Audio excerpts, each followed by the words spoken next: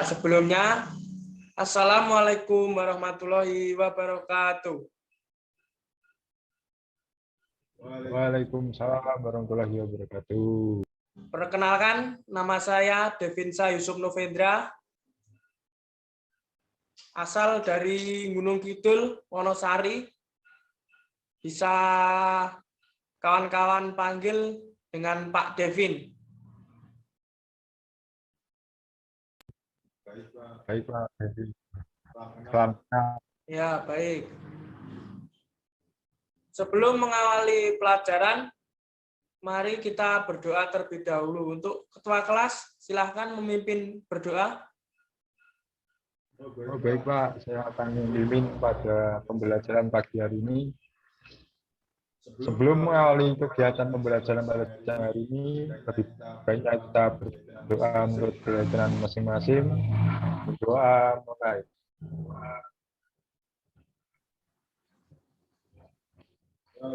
Ya, cukup. Baik Pak. Terima kasih untuk ketua kelas. Langsung saja kita akan masuk ke materi tentang pengelasan busur manual atau SMAW. Sebelumnya langsung saja, apakah sudah ada yang tahu apa itu las SMAW? Oh, nampaknya belum. Ini di tempatnya Mas Dwi sinyalnya jelek ya ini. Kok pakai bahasa isyarat ini? Iya Pak, tethering Ibu. Oh, Mas Dwi ini dari mana asalnya ya? Ya, dari Sleman Pak. Wah. Oh ya, tetap semangat ya Mas Dwi supaya bisa menjadi lulusan terbaik ya Mas. Semangat terus pokoknya. Amin doanya Pak. Terima kasih. Tenang saja kalau sama saya jamin nilainya A. Yang penting tertib, memperhatikan saat pelajaran dan juga disiplin. Terima kasih banyak Pak. Amin. Semoga lancar. Ya, amin. Langsung saja las SMAW atau yang biasa kita kenal dengan shielded metal arch welding atau yang biasa kita kenal dengan las busur manual. Kalau di tempat-tempat atau bengkel-bengkel biasanya disebut dengan las listrik. Seharusnya teman-teman sudah tahu ya las listrik itu seperti apa. Ya Pak, sudah. Ya, saya lanjutkan. Shielded metal arch welding atau SMAW. Yang dimaksud dengan SMAW adalah proses penyambungan logam menggunakan energi panas untuk mencairkan benda kerja atau elektroda. Energi panas pada proses pengelasan SMAW dihasilkan karena ada lompatan dua ion yaitu katoda dan juga anoda. Pada pengelasan SMAW ini biasanya menggunakan elektroda dan juga material benda yang akan dilas. Paham sampai sini? Paham Pak, dapat dimengerti. Ya, saya lanjutkan. Pengelasan atau welding adalah proses penyambungan dua benda kerja atau lebih tanpa menggunakan atau dengan menggunakan bahan tambahan dengan cara memanasi benda kerja tersebut sehingga titik cair dan menyatu menjadi satu sehingga membentuk satuan sambung atau kambu. Untuk biasanya pada las listrik itu menggunakan benda tambahan seperti elektroda. Sudah tahu ya elektroda itu seperti apa? Tahu Pak yang itu ya. Ya, betul. Saya lanjutkan. SMAW. SMAW atau las listrik atau las busur metal manual adalah proses penyambungan logam yang memanfaatkan tenaga listrik sebagai sumber panasnya. Jadi, biasanya untuk las listrik itu memanfaatkan tenaga listrik dari PLN atau energi diesel dengan menggunakan dinamo. Dinamonya juga tidak sembarangan, ada dinamo khusus untuk melakukan pengelasan dan juga menghasilkan tenaga listrik.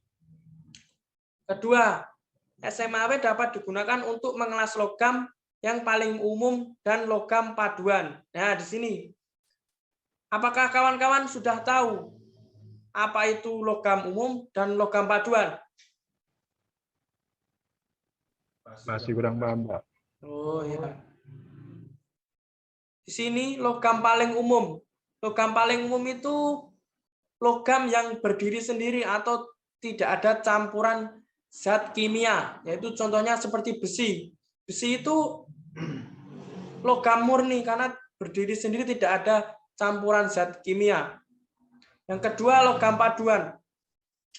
Logam paduan itu logam yang tidak berdiri sendiri, artinya ada zat kimia untuk membentuk logam tersebut. Contohnya ada baja, timah, perunggu, dan juga nikel, dan masih ada banyak lagi. Sampai di sini paham? Paham, Pak. Cukup jelas. Ya, saya lanjutkan. Elektroda polos dan berselaput. Sudah tahu apa itu elektroda polos dan berselaput tersebut? Untuk pengertian atau definisinya belum, Pak? Ya, langsung saja. Elektroda polos. Elektroda polos itu biasanya untuk pengelasan TIK atau GTAW, atau yang biasa kita kenal dengan las argon. Yang kedua, elektroda berselaput adalah bahan inti kawat yang dilapisi salutan fluk dari bahan kimia yang tertentu disesuaikan oleh jenis pengelasan.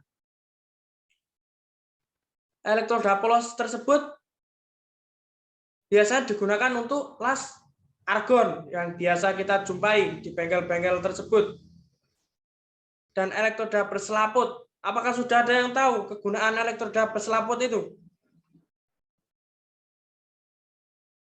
Tahu saya untuk las busur itu, Pak. Oh, ya betul.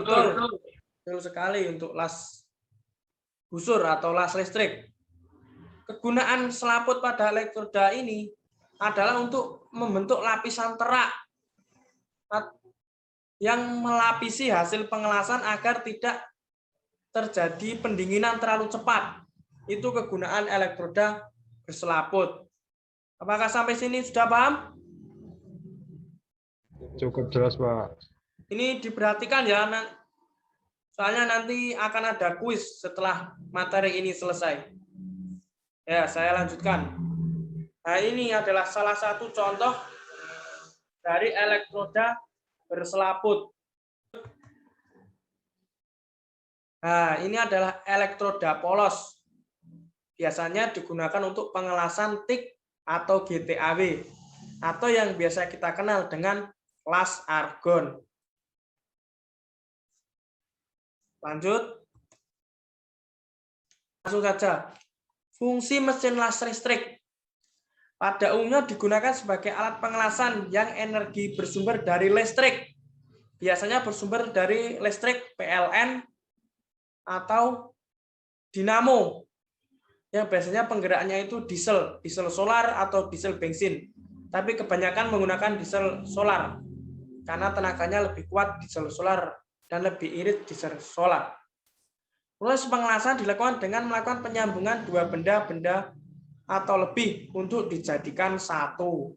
Jadi, mesin las ini dapat digunakan untuk menyatukan dua benda atau lebih menjadi satu. Itu benda-benda tertentu ya, besi. Kalau plastik tidak bisa kita menggunakan ini. Paham? Paham tidak ini? Cukup jelas, Pak. Baik, saya lanjutkan. Yang kedua ada kabel massa dan juga kabel elektroda. Kabel massa. Kabel massa berfungsi untuk mengaliri arus listrik dari mesin las ke benda kerja atau logam induk. Kabel massa ini biasanya disebutkan di benda kerja. Apabila kabel massa ini tidak ada, maka pengelasan tidak bisa. Busur api atau elektroda tidak bisa menyala. Lanjut, kabel elektroda. Kabel yang berfungsi untuk mengantarkan listrik dari mesin las ke holder atau elektroda. yang akan membuat nyala busur listrik jika disentuhkan ke benda kerja. Jadi fungsi elektroda kabel elektroda ini untuk menjepit elektroda. Pasti kawan-kawan sudah pernah melihat ini ya. Apakah ada yang sudah bisa melakukan pengelasan di sini? Las busur terutama las listrik? Kalau untuk las busur sedikit-sedikit Pak. Masih tregel-tregel. Apakah di rumah punya mesin las listrik Mas Dwi? Punya orang tua Pak. Cuma ikut-ikutan aja. Ya, dikembangkan itu, bagus itu las listrik itu. Peluangnya banyak, kerjanya juga nanti kalau bisa menjadi pengelas bawah laut itu loh. Itu gajinya sangat besar itu Mas Dwi. Ngeri Pak, nggak bisa renang. Oh, nanti belajar, kalau belajar pasti bisa. Oke, saya lanjutkan.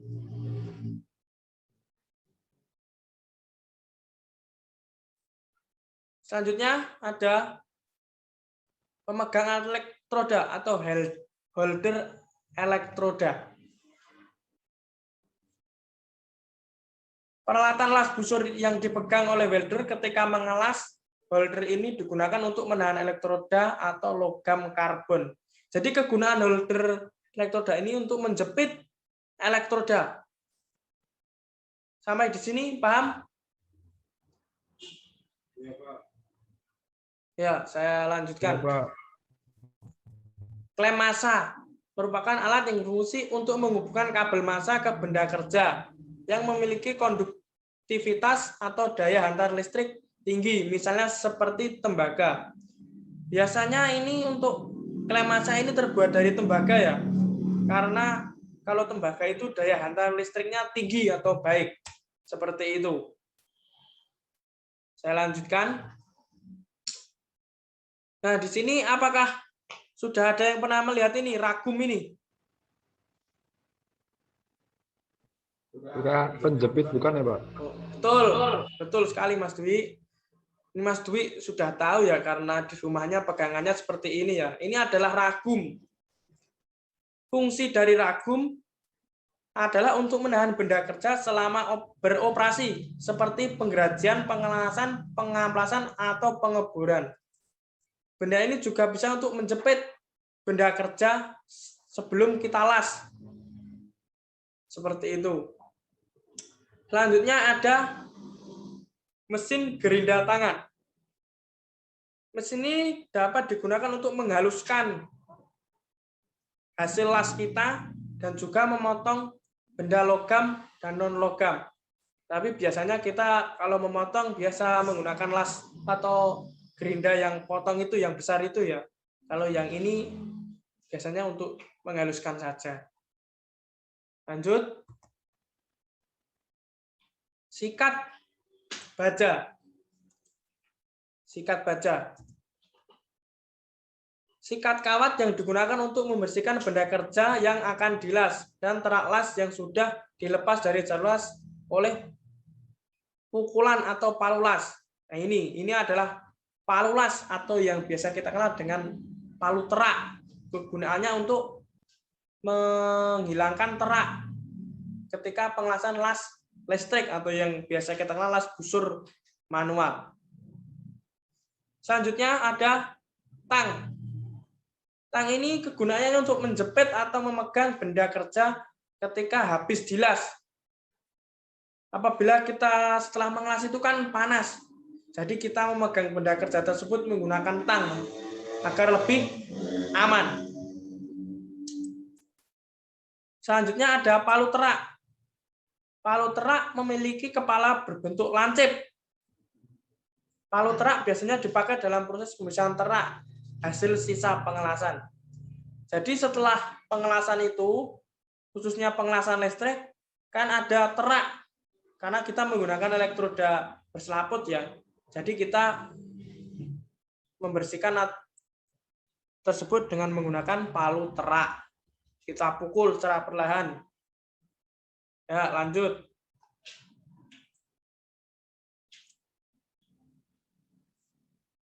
Jenis dari mesin las. Jenis dari mesin las ini ada 3.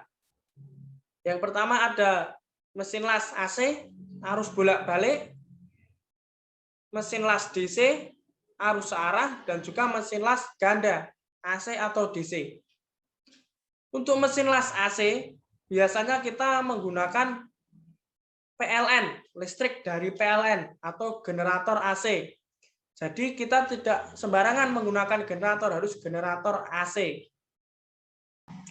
Yang kedua, mesin las arus arah atau DC.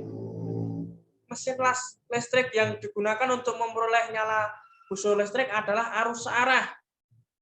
Jadi kita kalau pengelasan DC tidak bisa menggunakan AC. Nanti bisa meledak atau terbakar nanti. Arus searah ini berasal dari dinamo motor listrik searah.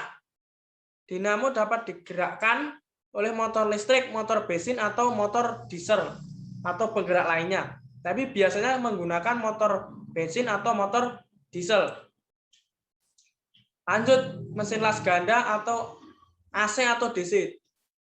Ganda atau bisa arus arah, bisa arus bolak-balik. Biasanya pengaturan keluaran arus bolak-balik atau arus searah dapat dilakukan dengan mudah, yaitu dengan memutar alat pengatur arus dan mesin las.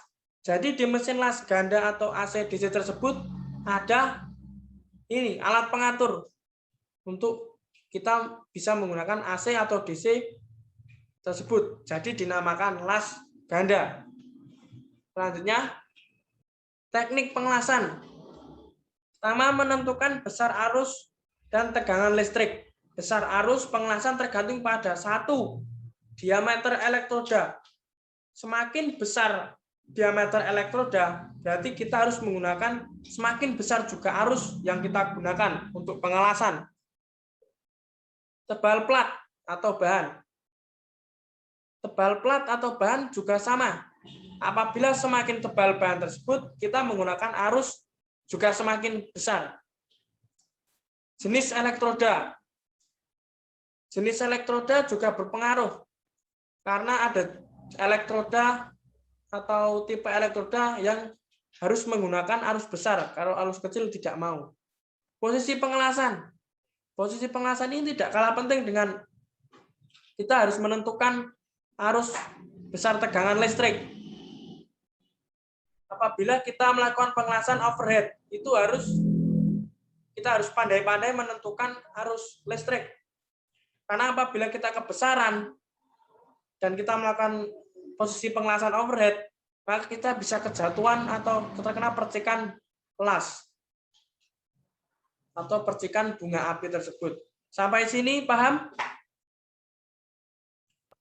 Cukup jelas, Pak. Ya, saya lanjutkan. Teknik pengelasan, menyalakan elektroda. Menyalakan elektroda itu ada 2 cara. Yang pertama dengan cara disentakkan, dan kedua ada cara digoreskan. Disentakkan itu disentakkan ke bawah lalu ke atas, tapi dengan pelan-pelan, agar busur atau elektroda menyala. Yang kedua dengan cara goresan. Kita goreskan elektroda ke benda kerja atau benda yang akan kita las atau massa pengelasan, kabel massa. Setelah elektroda menyala, pertahankan jarak busur, las, dan jarak antara elektroda dengan benda kerja agar elektroda itu menyala terus. Jangan terlalu dekat dan jangan terlalu jauh. Kita harus stabil saat melakukan pengelasan ini. Lanjut. Macam-macam ayunan gerakan elektroda. Yang pertama ada alur spiral. Yang kedua ada alur zigzag. Dan yang bentuk segitiga ini alur segitiga. Saya mau bertanya pada teman-teman, apakah teman-teman di sini ada yang pernah melakukan ketiga alur ini?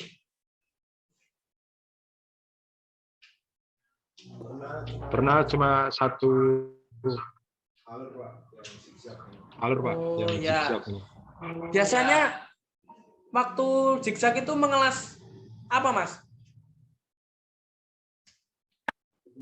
Kemarin pas Galvalum, Pak, ke teras rumah. Berarti besinya yang tebal ya? Iya, Pak, yang tebal itu. Ya, saya lanjutkan. Perlengkapan keselamatan kerja. Yang pertama ada helm las atau helm. Berguna untuk melindungi mata dari sinar las dan menghalangi cipratan api las ke mata. Dapat mendekat ke lasan tanpa perlu khawatir terbakar. Jadi apabila kita melakukan pengelasan, kita harus menggunakan helm las. Karena sinar dan juga asapnya itu sangat berbahaya bagi mata kita, terutama pada mata kita ya. Selanjutnya ada pakan las. Kalau ini namanya apron. Berguna untuk melindungi pakaian dari percikan bunga api. Apron ini juga tahan panas karena bahannya sangat tebal. Ini khusus untuk pengelasan ya, bukan untuk ibu kita apabila di dapur itu namanya bukan apron itu. Ya, beda. Itu namanya apa itu? Celemek atau apa itu? Kalau ini namanya apron, khusus pengelasan.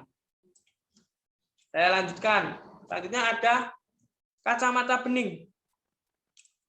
Kacamata bening ini berfungsi untuk melindungi mata kita dari serbuk halus pada saat penggerindaan. Jadi apabila kita melakukan penggerindaan, sebaiknya kita menggunakan kacamata bening. Jangan kacamata yang hitam itu ya. Kalau yang hitam itu khusus untuk bepergian. Oh, kalau itu kacamata main, Mas.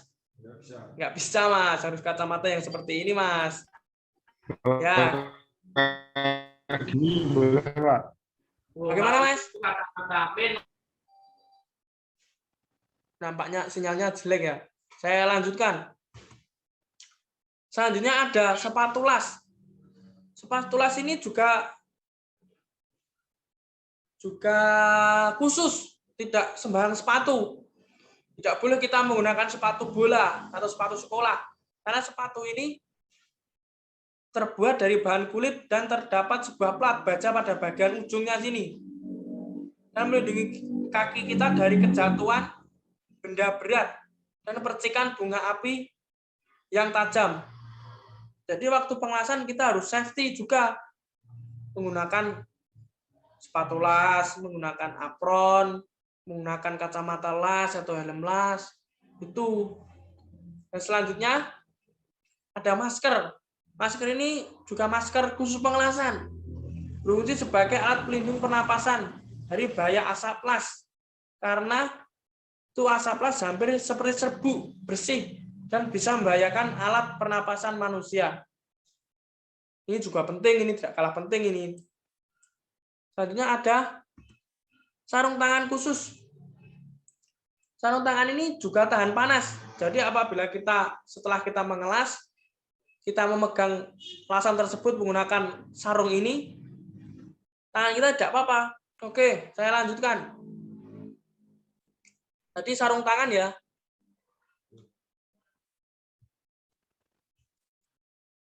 Sebentar, ini kok macet ini laptop saya ini. Ya, selanjutnya ada kamar bilik. Kamar bilik ini juga berfungsi untuk agar welder dapat bekerja tanpa gangguan apapun, sehingga dapat berkonsentrasi dan mendapatkan hasil pengelasan yang maksimal. Selanjutnya ada wear pack. Wear pack ini umumnya adalah untuk melindungi tubuh dari hal yang dapat membahayakan atau mengakibatkan kecelakaan saat benda kerja. Jadi perlengkapan keselamatan kerja itu sangat dibutuhkan untuk melindungi diri kita sendiri. Semua itu dari diri kita sendiri, kita harus sadar bahaya saat kita melakukan pekerjaan, terutama pengelasan. Seperti itu. Apa ada yang ingin ditanyakan?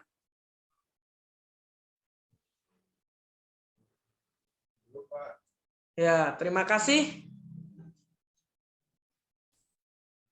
Terima kasih untuk teman-teman telah memperhatikan penjelasan saya tadi.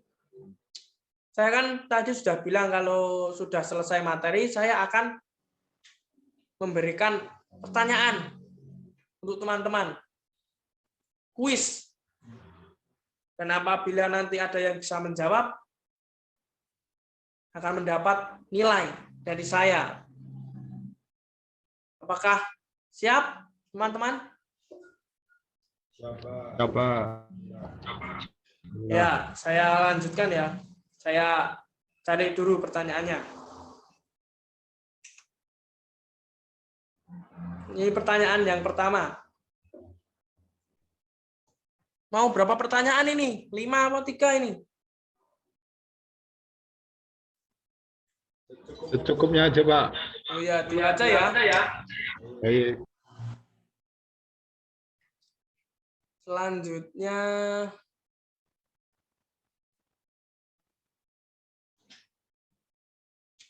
tadi kan elektroda dibagi menjadi 2 macam. Sebutkan elektroda apa saja dan kegunaan dari elektroda tersebut. Saya, Pak. Ya, namanya siapa, Mas?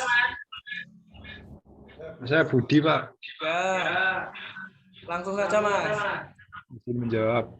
Nomor absen 6.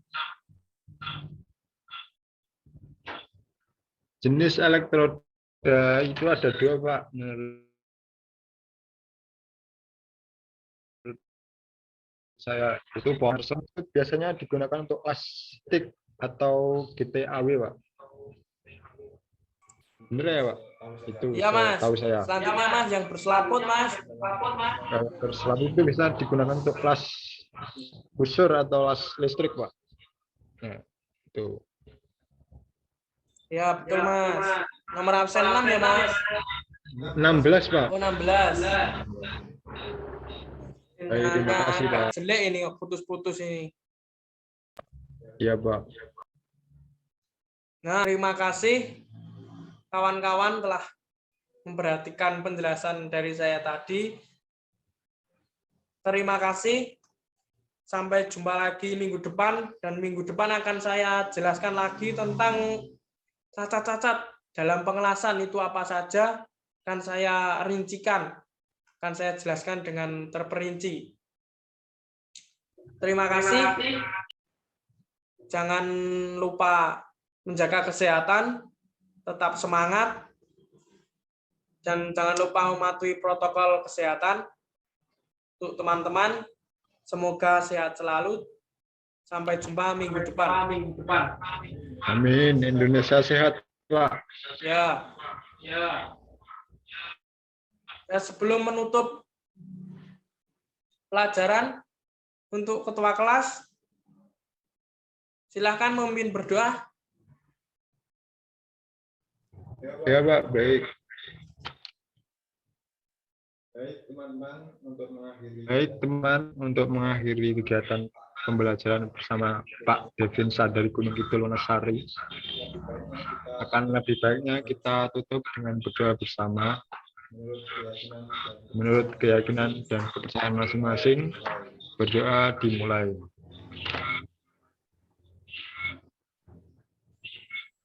Cukup? Cukup, Pak. Ya, terima kasih. Terima kasih kawan-kawan. Saya akhiri ya. Wassalamualaikum warahmatullahi wabarakatuh. Salam. Waalaikumsalam warahmatullahi wabarakatuh. Salam, Pak.